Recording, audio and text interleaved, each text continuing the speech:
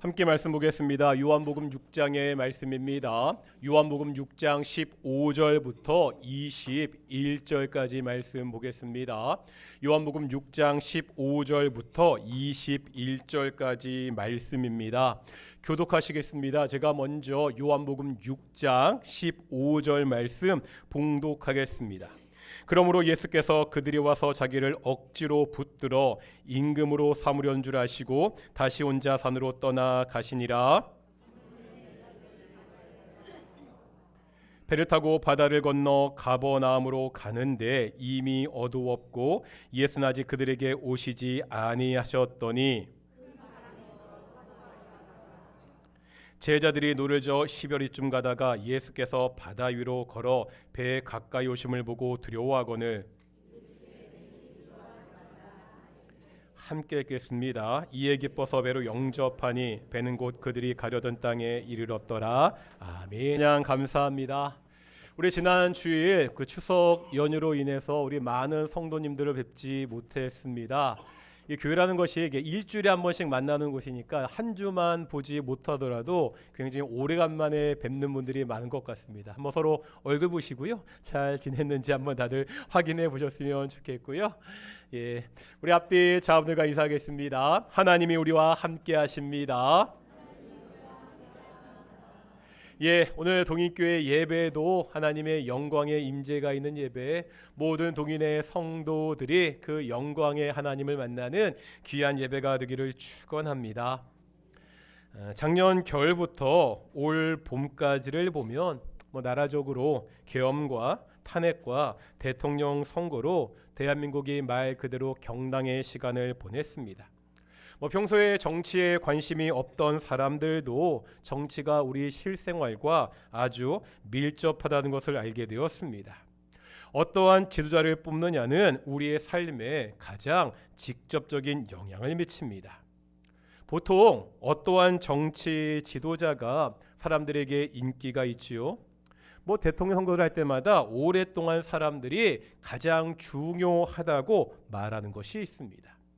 겉으로는 정직이다 윤리다 이야기하지만 사람들은 무엇보다도 경제를 살리는 사람이 가장 좋은 지도자다, 이러한 이야기를 항상 합니다. 왜 그렇죠? 사람들에게 먹고 사는 문제는 정말로 중요하고 민감한 문제이기 때문입니다. 이것은 지금뿐만 아니라 예수님 당시의 사람들도 마찬가지였습니다.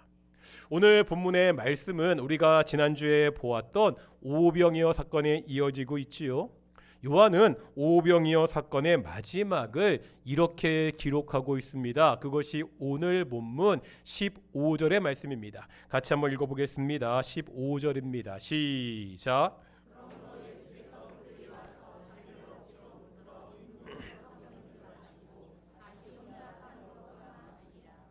무슨 말이죠?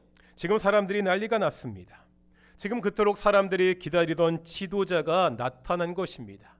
당시 사람들에게도 역시 가장 중요한 문제는 먹고 사는 문제, 경제였습니다. 당시는 항상 굶주림에 시달리던 그러한 때였습니다. 그런데 예수님이요, 그 문제를 너무나 간단하게 해결하시는 거예요.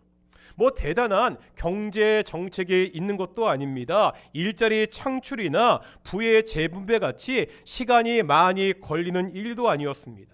바로 그 자리에서 축사하시니까 사람들이 지금 배불리 먹었습니다. 이 모습을 보고 사람들이 열광합니다. 그동안 자신들을 정치적인 압제에서 구원할 메시아를 기다렸습니다. 지금 그 메시아가 나타났습니다. 그것도 당장 내 배고픔의 문제를 해결할 수 있는 그러한 메시아입니다. 이에 사람들이 예수님을 왕으로 삼고자 합니다. 사람들이 흥분해서 외치는 거예요. 예수를 왕으로. 예수가 우리의 왕이다. 지금 여기저기서 예수가 왕이라는 구호가 들리는 듯합니다.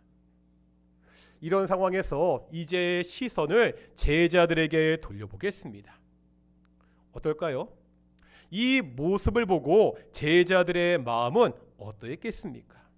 지금 수많은 사람들이요 예수님을 왕으로 삼고자 하고 있습니다. 그냥 몇 사람이 아니잖아요. 뭐 수십 명, 수백 명이 아니라 수천 명의 사람들이 내가 그동안 따랐던 그 스승 예수가 왕이라고 외치고 있습니다. 아니 제자들도 흥분하지 않았겠습니까? 야, 드디어 고생의 결실을 맺는구나. 내가 집도 직업도 가족도 다 버리고 예수님을 쫓았는데 이제 그 보상을 받는구나. 뭐 막연하게 성공하리라는 마음은 있었습니다. 이제 군중들의 외침으로 그것이 확신이 되었습니다. 아마 이 제자들도 군중들과 같이 예수님이 왕이시다 함께 소리쳤을 수도 있습니다. 그런데 예수님은요 이런 제자들을 그냥 방치하지 않으십니다. 요한복음에는 자세하게 나와 있지 않는데요, 같은 내용을 다루고 있는 다른 복음서를 보면 예수님의 구체적인 대책이 있습니다. 마가복음 6장 45절의 말씀을 보겠습니다. 마가복음 6장 45절 읽겠습니다. 시작.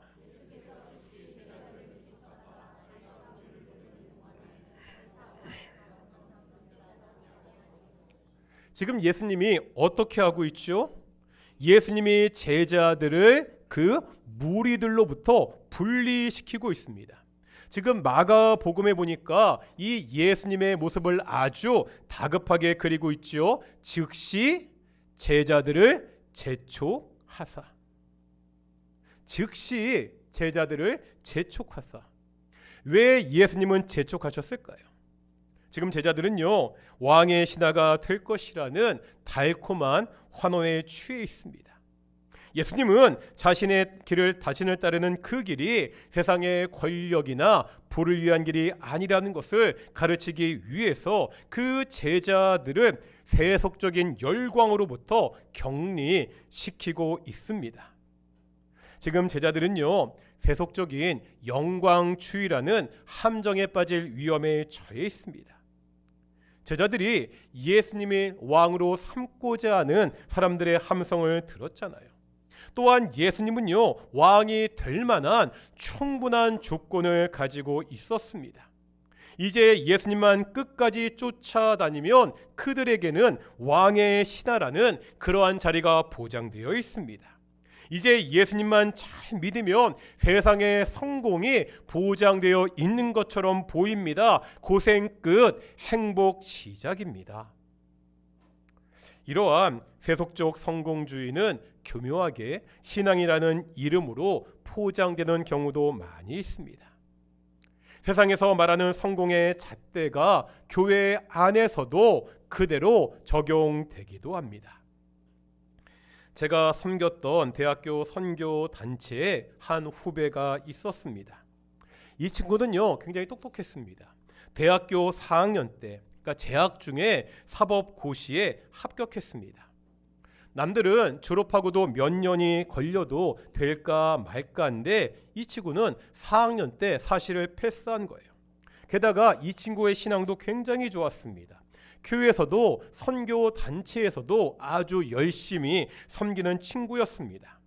그러다 보니까 후배들 중에 이 친구를 모델로 생각하는 후배들이 많이 있었습니다. 뭐 좋지요. 저도 굉장히 친하고 좋아하는 후배입니다. 훌륭한 선배를 본받아서 모델로 삼는 것도, 그래서 노력하는 것도 좋습니다.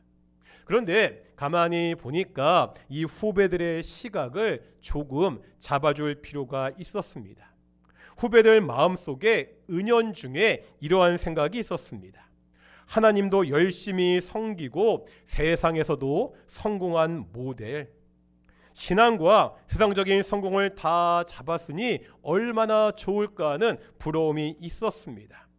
그래서 제가 설교 시간에 이런 이야기를 했습니다.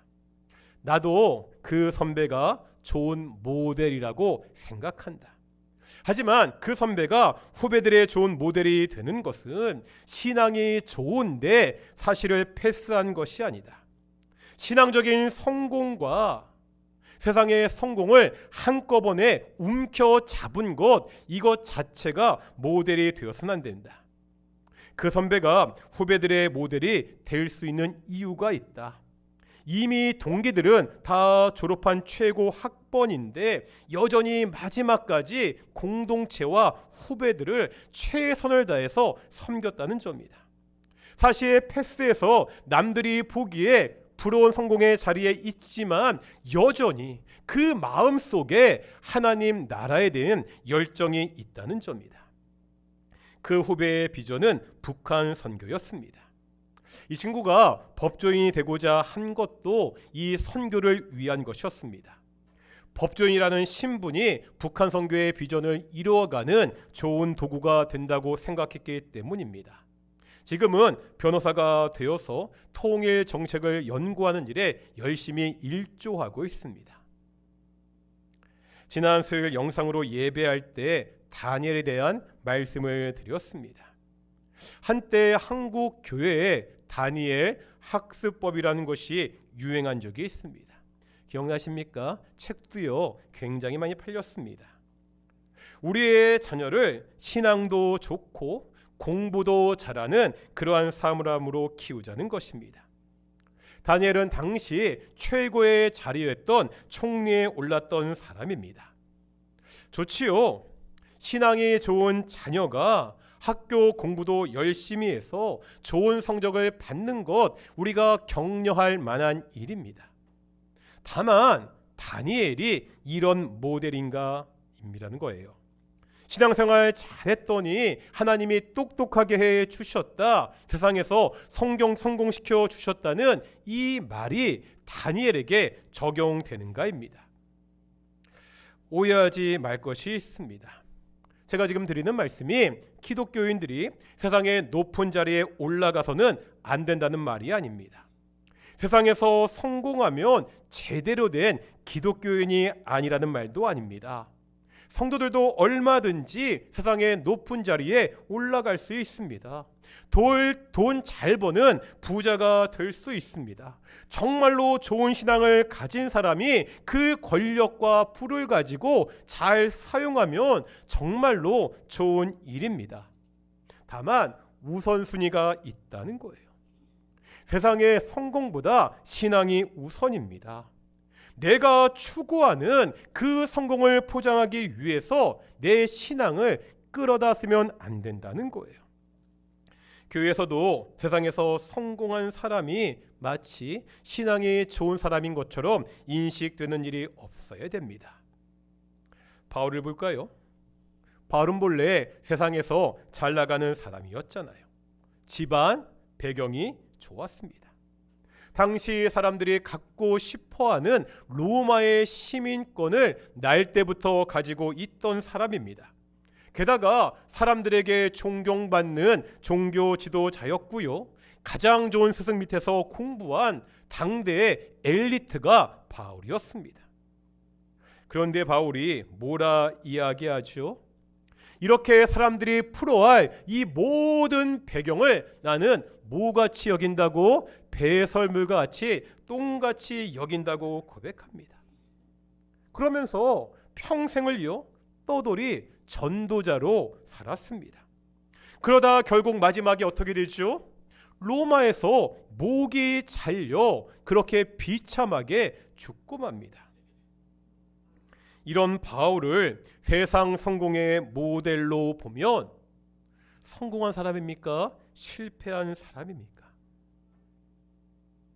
우리가 이 바울의 인생을 실패한 인생이라고 그렇게 말합니까? 오늘 본문은요, 예수님을 믿는 것이 단지 세상의 성공을 보장하는 길이 아니라는 것을 보여주고 있습니다. 예수님의 오병이어의 기적이 단순히 사람들의 세속적인 욕구를 채우는 것이 아니라고 가르치고 있습니다.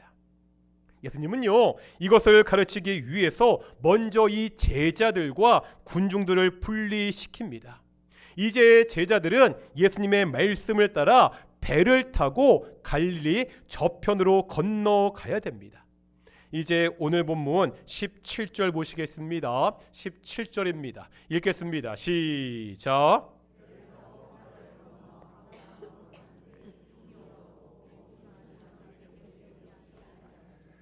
지금 제자들은 예수님이 오시기를 기다리고 있습니다. 그런데 예수님이 오시지 않잖아요. 그래서 제자들은 어쩔 수 없이 먼저 자신들만 배를 타고 갈릴리 바다를 건너고 있습니다. 이때 제자들에게 어떤 일이 닥치죠? 18절 보겠습니다. 18절 읽겠습니다. 시작. 제자들이 탄 배가 큰 바람과 파도에 시달리고 있습니다. 조금 전까지 제자들이 있던 상황과 완전히 달라졌습니다.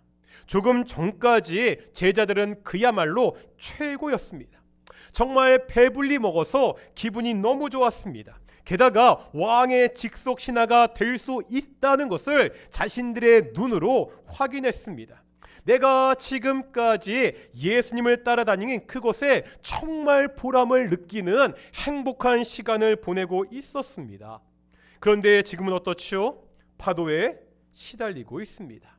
세찬 바람에 어찌할 줄 몰라하고 있습니다. 왕이 될지도 모른다고 기도했던 그 예수님은 그 자리에 함께 있지도 않습니다. 왜 예수님은요 제자들을 이런 지경으로 몰고 가셨지요? 여기에는 예수님의 분명한 의도가 있다는 거예요. 예수님은 지금 제자들에게 내가 누구인지, 예수님을 따르는 길이 어떠한 길인지를 분명히 가르치고 있습니다. 제자들은 사람들의 환호에 흥분했습니다.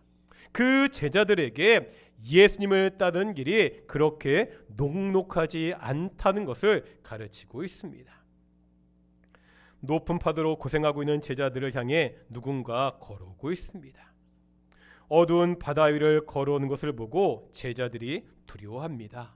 그때 음성이 들리죠. 내니 두려워하지 말라.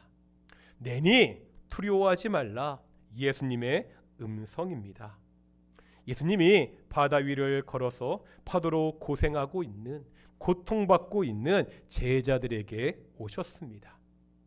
이것은 어떠한 의미가 있죠? 구약성경 욥기 9장 8절을 볼 텐데요. 욥기 9장 8절 읽겠습니다. 시작. 여기서 말하는 그는 누구를 말하죠? 하나님을 이야기합니다. 지금 욥기에 보면 하나님이 바다를 뭐하는 분이라고요? 밟는 분이라고 묘사하고 있습니다. 구약의 이미지를 볼 때 그렇다면 이 바다 위를 걷는 것은 누구를 이야기하는 거예요? 하나님을 이야기하는 겁니다. 매번 말씀드리죠. 요한복음에 나타나는 기적은 단순히 놀라운 일이 아니라는 거예요.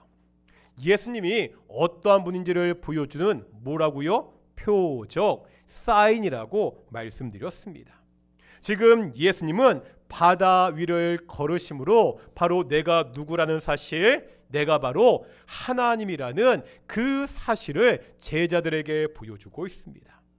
예수님은요 경제 문제를 해결하는 정도의 지도자가 아닙니다. 이 땅의 왕이 되어서 그 유다를, 갈릴리를 다스리는 그 정도의 분이 아니라는 거예요. 지금 제자들은요 예수님만 따라다니면 성공할 수 있다는 그러한 감정에 들떠 있습니다. 그 제자들에게 예수님은 내가 바로 하나님이라는 것, 자연도 복종하는 하나님이라는 사실을 보여주고 있습니다. 예수님은요 지금 이곳 이 예배당 안에서만 우리의 찬양을 받으시는 분이 아닙니다. 이 땅을 창조하시고 지금도 이 땅을 다스리시는 만왕의 왕 대신 전능하신 분이십니다. 그러기에 그 예수님을 믿는 우리들에게 진정한 참된 소망이 있다는 거예요.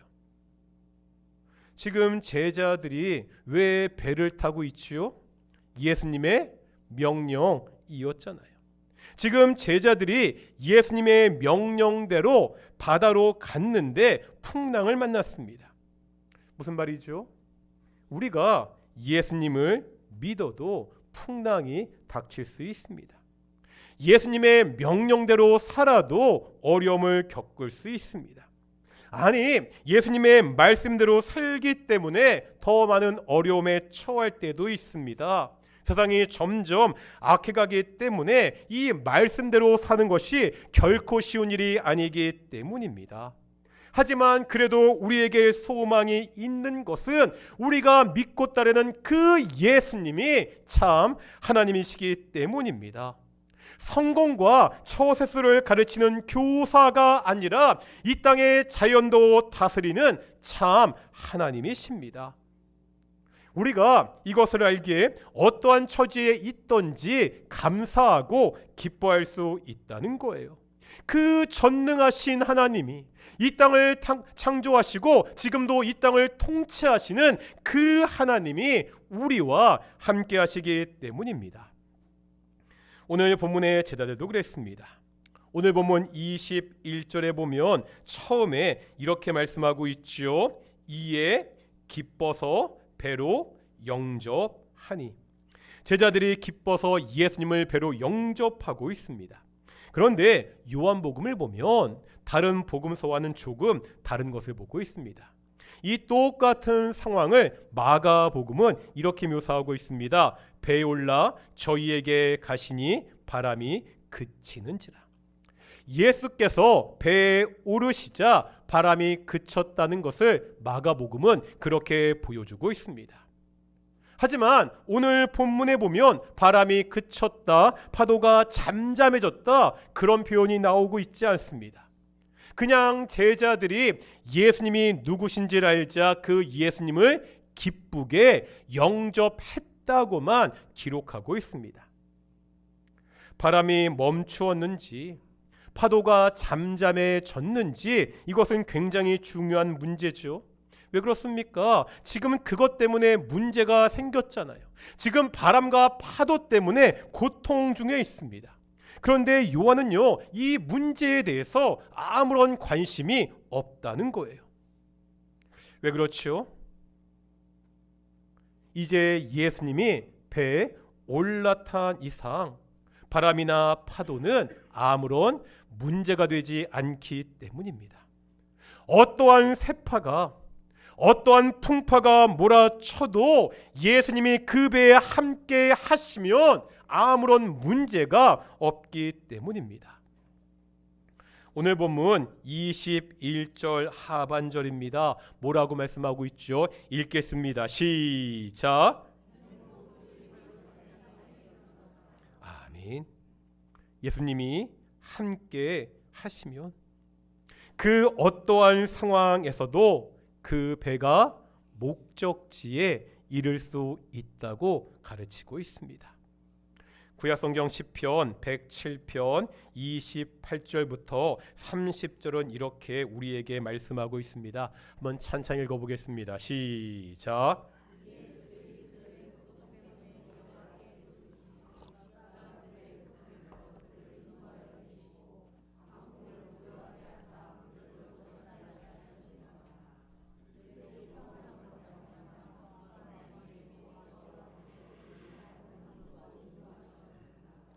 아멘.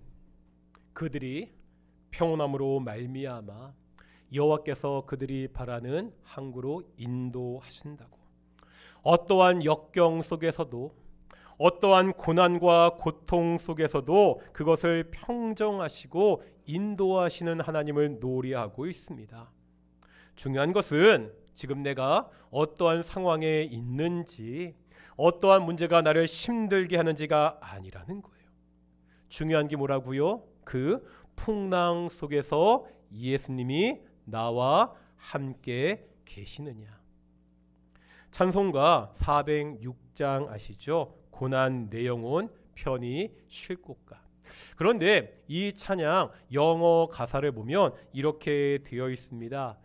영어를 읽을 필요는 없고요. 밑에 한글만 한번 찬찬히 읽어보겠습니다. 시작. 나의 지친 영혼이 평안히 쉴 곳을 찾았네. 시작. 큰 물결이 몰려와도 평안히 쉴 항구를 찾았다네. 폭풍을 다스리는 전능하시는 분을 만났다네. 영원한 팔에 기대면서 오 영원한 팔 나를 붙들어 주시는구나. 여전히 나를 붙드시고 안아주시네. 나는 사나 죽으나 안전하다네. 내 주위와 밑에는 전능하신 분의 영원한 팔이 있기 때문이라네. 왜 나이가 사나 죽으나 안전할 수 있죠? 내 주위와 내 밑에는 전능하신 분의 그 영원한 팔이 함께하기 때문입니다. 세상에서 말하는 성공은 뭡니까? 높은 주위, 많은 돈, 사람들의 존경 아닙니까? 성경이 말씀하는 성공은 무엇입니까? 주의 영원한 팔에 의지하는 것입니다. 그 예수님과 지금 함께 하고 있느냐입니다. 이것이 우리의 영원한 삶을 결정할 것이기 때문입니다. 우리 인생의 바다에도 풍랑이 있습니다. 우리의 삶의 풍랑 속에서 예수님은요, 그 파도를 잠잠하게 하실 수 있습니다.